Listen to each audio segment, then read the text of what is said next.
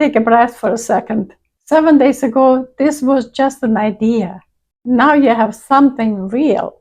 You have a link, you have emails running, you have posts going out, you've started conversations. That's not trying, that's building. And I want you to actually acknowledge that, because most people never get this far. They watch, they plan, they wait until they feel ready. You didn't. Now, here's the honest part.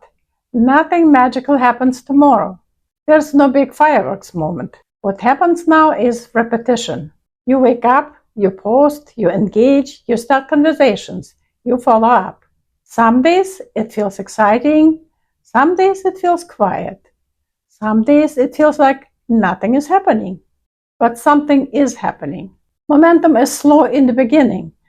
Then one day you realize you're not guessing anymore. You're not confused anymore. You're just executing. That's when it clicks.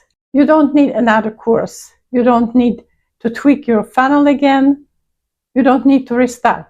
You need 30 days of showing up. That's it. If you can give the system 30 honest days, you will not be the same person at the end. So today isn't about perfection. It's about ownership. You are alive.